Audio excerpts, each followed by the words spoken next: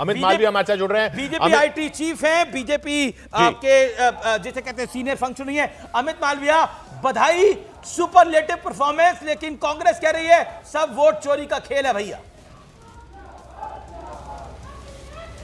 देखिए, कांग्रेस वोट चोरी की बात करती रहे, पहले ईवीएम की बात करते थे।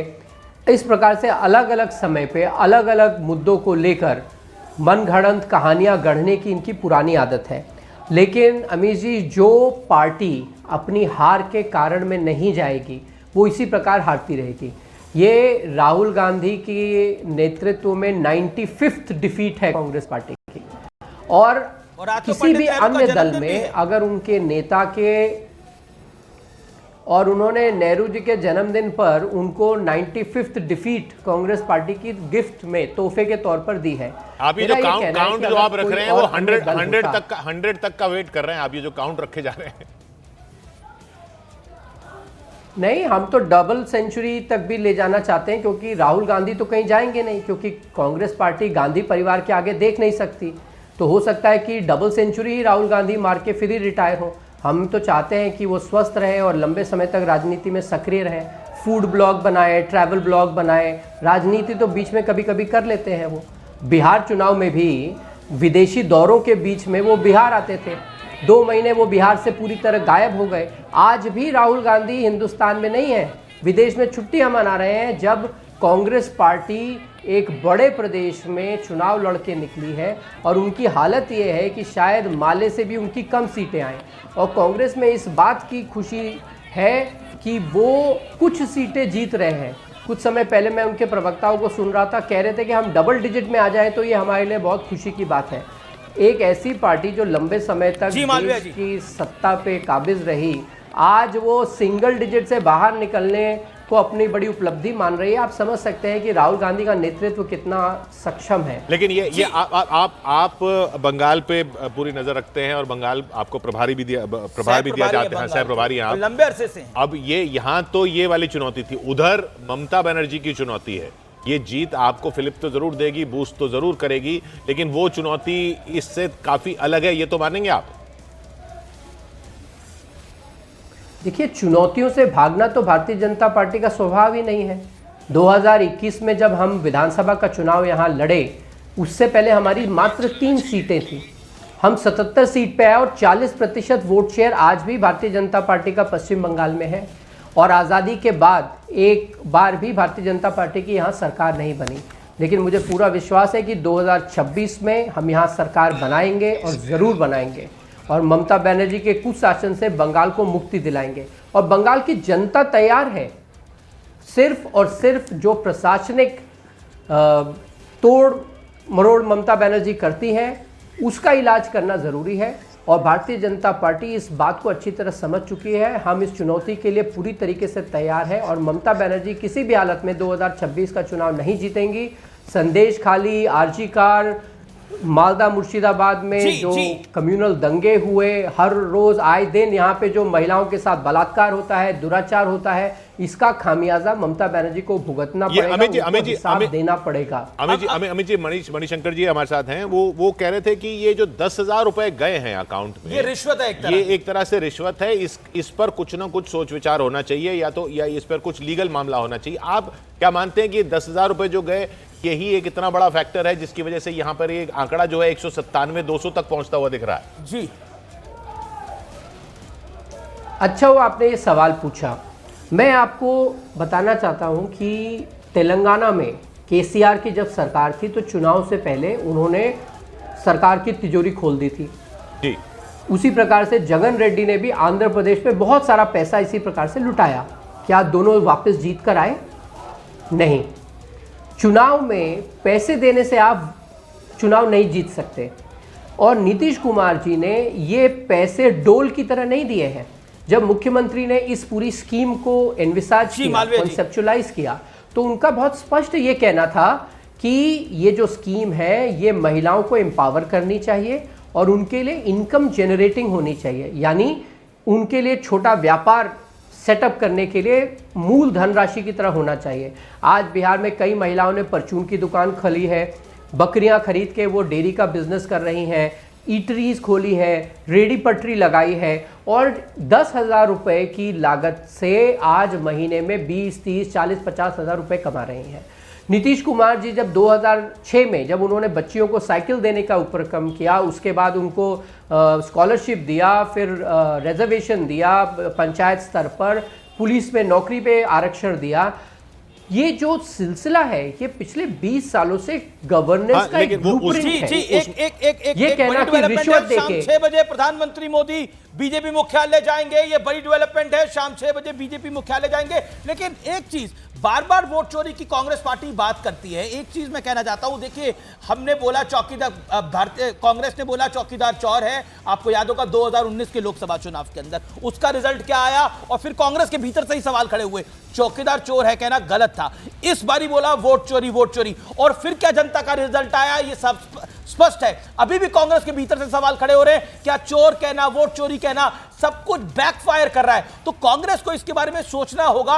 और हमारे साथ यहां पर अमित मालविया भी हैं, हमारे साथ मणिशंकर अय्यर भी हैं। मणिशंकर अय्यर ने जो बात बोली थी कि रिश्वत की तरह, जो बात किशोर ने आपसे पूछी रिश्वत की तरह है, लेकिन उनका यह कहना है कि कहीं ना कहीं ये सब चीजें बंद होनी चाहिए। देखिए, आप अगर कहते हैं ये चीजें बंद होनी चाहिए तो क्या आप कह रहे हैं कि हमको वेलफेयर स्टेट नहीं होना चाहिए? नहीं, वो क्या जो लोग नहीं, चुनाव से बिल्कुल समाज पहले के पिछड़े पायदान पे हैं, सवाल ये है कि चुनाव से बिल्कुल पहले ऐसी अनाउंसमेंट बंद होनी। मेरी बात खत्म होने दीजिए, मेरी बात खत्म होने दीजिए। जी अमित, आप थोड़ी तय करेंगे कि टाइमिंग क्या होगा, टाइमिंग तो हम तय करेंगे ना, सरकार में तो हम है, ये बजटरी प्रोविजन हमने बनाया है ना। फरवरी में जब बजट आया तब उसमें ये प्रोविजन बनाया, बाद में कैबिनेट ने इसकी मंजूरी दी और उसको इंप्लीमेंट किया। इस पूरी प्रक्रिया में 5-6 महीने लगते हैं ना। अब क्या पत्रकारों से पूछकर हम सरकार चलाएंगे? नहीं, मैं सवाल या अपनी व्यवस्था को देख के सरकार चलाएंगे?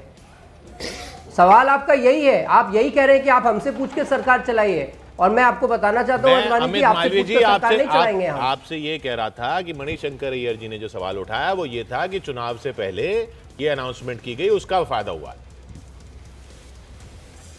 नहीं, आप मुझे बताइए, यही बात मणिशंकर अय्यर ने दिल्ली में कही थी क्या, जब अरविंद केजरीवाल फ्री बिजली, फ्री फलाह, फ्री ढमकाना कर रहे थे? आप सभी लोग तो ताली बजा रहे थे उस वक्त कि कितनी बड़ी प्रोग्रेसिव राजनीति कर रहे हैं अरविंद केजरीवाल। और हमने बजट में प्रोविजन बना के, हमने कैबिनेट की मंजूरी करके हमने किसी स्कीम को इंप्लीमेंट किया, और वो डोल भी नहीं है। हमने वहां बोला है कि भाई ये आपको मूल धनराशि की तरह है, आपको अपना व्यापार शुरू करना है, उसके बाद आप उस पर सफल होते हैं तो आपको आगे धनराशि मिलेगी। हम रोक रहे हैं क्योंकि आपके साथी अनिल बलूनी इस वक्त दफ्तर में मिठाइयां बांटते हुए नजर आ रहे हैं, और ये मिठाई बांटने की वजह दर्शकों को इस वक्त हम बता दें, 12:56 हो रहे हैं, और इस वक्त लगभग जो तस्वीर बन रही है वो 2010 वाली तस्वीर बन रही है। 196 सीटों पर एनडीए, 42 सीटों पर महागठबंधन। न्यूज़ 18 इंडिया पर इस वक्त जो आप नतीजे देख रहे हैं वो सीधे तौर पर इतिहास दोहराती हुई, और ये इतिहास 2010 का है, जहां पर साफ तौर पर अभी तो देखिए, जब ये रुझान नतीजों में तब्दील हो जाएंगे, इंटैक्ट हो जाएंगे, तब जरूर इस बात पर चर्चा होगी कि आखिर क्या चला, क्या दौड़ा और क्या औंधे मुंह जा गिरा। लेकिन सारे बड़े मेहमान इस वक्त न्यूज़ 18 इंडिया की स्क्रीन पर आपको दिखाई दे रहे हैं। अब से कुछ ही देर में नित्यानंद राय हमारे साथ जुड़ने वाले हैं। राघोपुर में एक लामबंदी जो की थी, किसकी तरफ? आरजेडी के सबसे बड़े चेहरे की तरफ। उसके लिए नित्यानंद राय को बार बार जो है वो पूछा जा रहा था, उनकी स्ट्रैटेजी पर बड़ी तारीफें हो रही थी। बहरहाल उस पर चर्चा होगी, लेकिन मणिशंकर अय्यर जी हमारे साथ यहाँ पर मौजूद हैं, और जेडीयू के राष्ट्रीय प्रवक्ता डॉक्टर संजय कुमार हमारे साथ है, वरिष्ठ पत्रकार अनंत विजय, वरिष्ठ पत्रकार कन्हैया भेलारी जी, संजय सिंह, भारतीय जनता पार्टी से हमारे साथ अमित मालविया इस वक्त स्क्रीन पर दिखाई दे रहे हैं। एक बड़ा सवाल जो अब उठ खड़ा होगा वो यही होगा किशोर के महागठबंधन ने, चाहे वो 1300 किलोमीटर की यात्रा हो वोट चोरी की, या फिर आखिरी प्रेस कॉन्फ्रेंस में 30,000 रुपए जीविका दीदियों को ऐलान करने की बात हो, ठीक चुनाव से पहले कुछ काम नहीं किया। जी हाँ, वो एक तो वो सवाल, और जैसा अमित भी बार बार कह रहे हैं कि देखिए ये घोषणाएं ऐसा नहीं है कि किसी एक पार्टी ने कभी की हो या किसी एक सरकार ने की हो। पहले भी ऐसे चुनाव हुए हैं, और आंध्र प्रदेश में जगनमोहन रेड्डी, आंध्र प्रदेश में जगनमोहन रेड्डी नहीं जीते, तेलंगाना में केसीआर नहीं जीते, वहां पर भी इसी तरह की घोषणाएं थी। ये हाँ ठीक है, अमाउंट अलग अलग हो सकता है, लेकिन बीजेपी मध्य प्रदेश में बड़ी जीत हासिल की, महाराष्ट्र में बड़ी जीत हासिल की, और यहां पर भी लगभग उसी तरह से दिख रहा है। तो सिर्फ एक वो फैक्टर नहीं, उसके साथ फिर वो अगर वो प्रॉमिस की जा रही है तो वो प्रॉमिस कौन कर रहा है और प्रॉमिस किस तरह से की जा रही है, उसको भी तो देख रही है ना जनता। अब वो दिखाई दे रहा है। मैं आपको बता रही हूँ, हमने लगभग मणिशंकर अय्यर जी 2669 किलोमीटर की यात्रा न्यूज़ 18 इंडिया ने कवर की। लगभग 63 विधानसभा सीटों पर हम लोगों से बातचीत करने के लिए गए। जब हम अर्बन सीटों पर थे शंकर साहब, तब ये लग रहा था कि 10,000 रुपए का क्या ही कर दिया होगा महिलाओं ने, लेकिन जब हम गांव में गए तो हमें ये पता चला कि वो 10,000 रुपए ने उसकी जिंदगी बदल दी है। मतलब एक ने 2 बकरियां खरीद ली, एक ने छोटी गाय खरीद ली, एक ने सिलाई मशीन खरीद ली, एक ने फ्रिज खरीद लिया, एक ने अपने ही दुपट्टे को बांधा बाहर और उसने बहुत सारे पोटैटो चिप्स की पैकेट खरीदे। और जैसे अमित जी कह रहे हैं कि ये तो वेलफेयर, ये क्या वेलफेयर पॉलिसीज ही ना हो। ये 10,000 रुपए बताया गया था कि किसी न किसी बिजनेस शुरू करवाने के लिए, वो निवेश करने के लिए 10,000 रुपए दिए, सीड मनी है वो। अब जो आप मुझे अभी बता रही हैं, मैंने नहीं कहा, जो आपने मुझे बता रही हैं, लगता है कि इन्वेस्टमेंट के बजाय बहुत ज्यादा कंजम्पशन बढ़ गया है। तो अगर कंजम्पशन पे जाएगा तो वो नेक्स्ट ट्रांच नहीं आएगा उसका। जो मैं जानना चाहता हूं वो ये है, मैंने कहा कि न मालविया जी न मैं कह सकते हैं कि ये कानूनी है या नहीं, कि हमारे संविधान के अनुसार है या नहीं, और इसलिए क्योंकि हमारा जो विश्वास हुआ करता था इलेक्शन कमीशन में, वो मुकम्मल तौर पर बिल्कुल भस्म हो गया है। इसलिए जब मैं बोल रहा था, मैंने कहा कि सुप्रीम कोर्ट को या तो खुद ब खुद या महागठबंधन के तरफ से कुछ करने पर, कदम लेने पर उनको बताना चाहिए हमें फाइनली कि ऐसे रेवड़ी को जलेबी बनाकर बांटना, और वो भी इलेक्शन के दौरान, ये क्या सही है या नहीं। नहीं, लेकिन अगर देखिए, आप जिसको रेवड़ी कह रहे हैं वो वेलफेयर पॉलिसी भी है।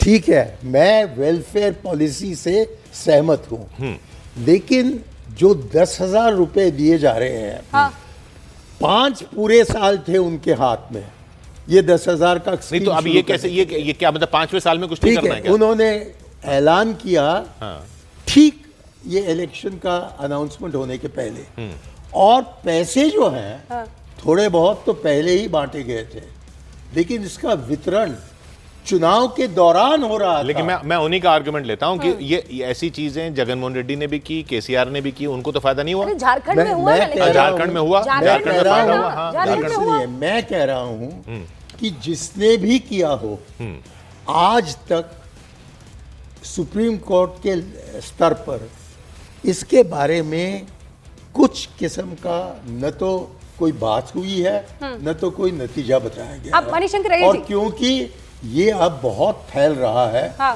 और इसका सबसे कठोर मैनिफेस्टेशन ये बिहार इलेक्शन में हुआ है, मैं समझता हूं कि अब उच्च न्यायालय का एक ही रास्ता है उनके सामने, कि वो हमें बताएं कि इस किस्म का पॉलिटिक्स करना, कि 10,000 रुपए आप बांटो जबकि इलेक्शन हो रहा है। Okay sir, now I have a question. Manishankar, कानूनी है या नहीं है? मणिशंकर जी, अब इसका एक और क्वेश्चन है, वो सप्लीमेंट्री क्वेश्चन ये है कि इसका मतलब ये है कि 10,000 रुपए दिए सरकार ने, महिलाओं को ये बात पसंद आई, और महिलाओं ने, मतलब 1,50,00,000 के आसपास बताया जा रहा है, महिलाओं ने बढ़ चढ़कर एनडीए को वोट दिया है, तो इसका मतलब वोट चोरी नहीं हुई?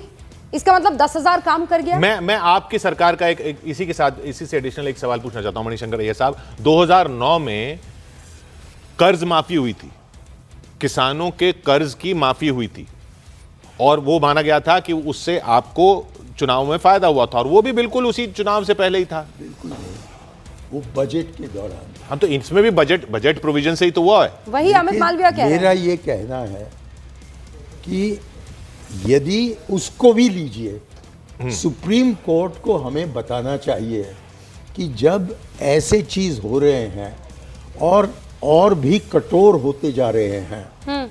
तो इस परिस्थिति में मुझको लगता है कि सुप्रीम कोर्ट का फर्ज बनता है कि वो हमें बताएं कि ये जो हो रहा है सबसे बुरी उसका नतीजा हमने बिहार में देखा है, लेकिन उसके पहले भी कुछ ऐसे चीज हुए जिस पर कि प्रश्न चिन्ह उठाया जा ओके, मणिशंकर आर्य जी, इस पर और हम आगे वो हमें बताए कि इस रास्ते पर हमारा लोग नहीं, पर इसमें तो यही कहा जाएगा ना कि जब आपको फायदा हुआ 2009 में तब तो ठीक तब था। ठीक अब था। आपको इतराज क्यों है कि नहीं, हमारे सुप्रीम कोर्ट बताए? लेकिन नहीं, मेरा एतराज ये तो कहना आपको है कि आम तौर पर इलेक्शन कमीशन को कुछ कहना चाहिए था, लेकिन जिस तरीके से इलेक्शन कमीशन और जो मौजूदा सरकार है, केंद्रीय सरकार, उनके बीच में जो गठबंधन हो रहा है, इसको देखकर मेरा ये कहना है कि हम अब इलेक्शन कमीशन पर जो भरोसा हुआ करता था वो हमने खो डाला है। ओके। और इसलिए मैं बार बार, कम से कम 10 बार इसी प्रोग्राम में मैंने सुप्रीम कोर्ट का जिक्र किया है। Alright sir. संजय जी, आप क्या कहना चाहेंगे जो अभी मणिशंकर अय्यर साहब को आपने सुना है? देखिए, मतलब जो मणिशंकर अय्यर जी ने कहा बहुत ही अनुभवी हैं और काफ़ी समय से राजनीति में हैं।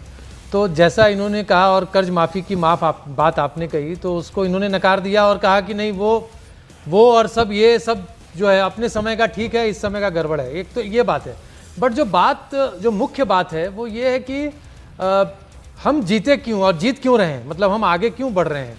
ये सिर्फ ये जो 10,000 की बात बार बार कांग्रेस ला रही है, उसके पहले वोट चोरी की बात लाई थी।